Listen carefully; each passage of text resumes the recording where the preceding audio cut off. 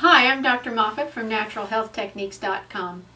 A lot of my clients use homeopathics, and I'm sure that you might use homeopathics too since you're on my site.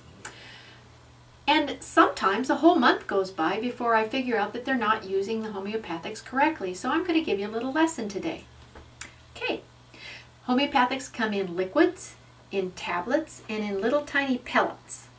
And so how you use them: to take the little tablets or the pellets, you tap the tablets or pellets into the lid that comes in the bottle.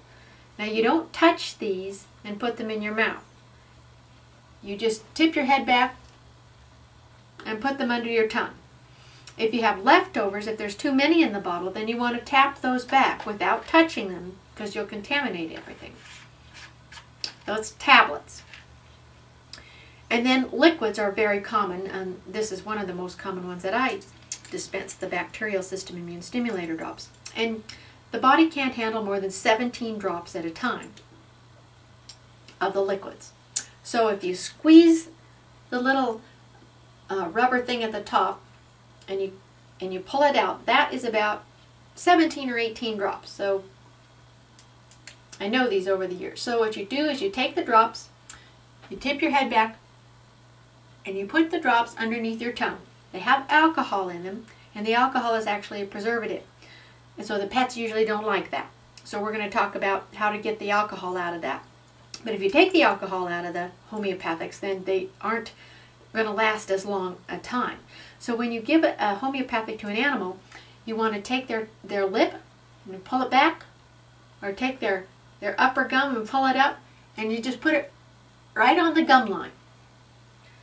If this touches their gum line, then you're going to contaminate the bottle by putting it back in. So what you need to do is you need to take off the dropper and wash this thoroughly with some soap and water, and then you stick it back on the lid and put it back in the bottle.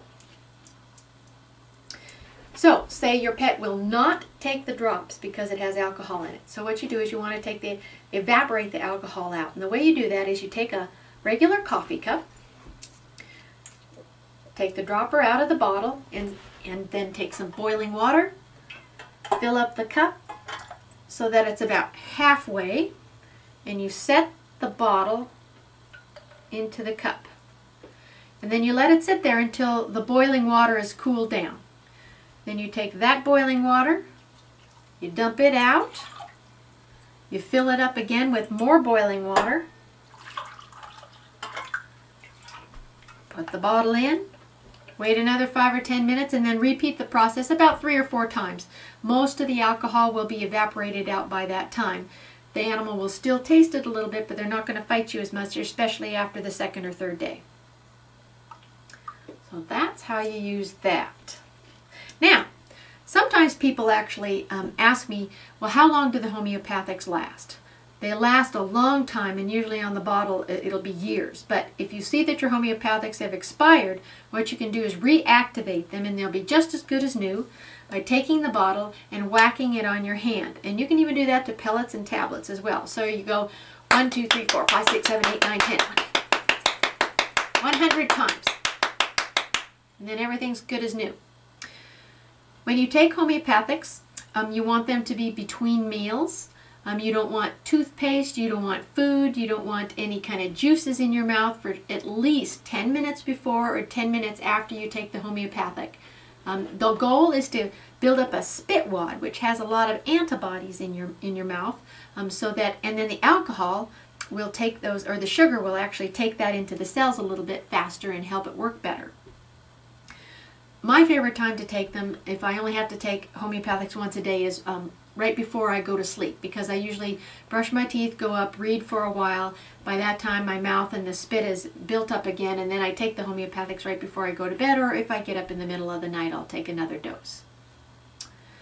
So don't take them with supplements, take them between meals. Don't store them by microwaves or menthol or camphor or perfumes or essential oils. They need to be in a cool, dark place, away from your computers as well. And that's how you use homeopathics. I've got lots of stuff on my website having to do about the history of homeopathics and how to use them as well. So go to www.naturalhealthtechniques.com, look under the basics of health and homeopathics.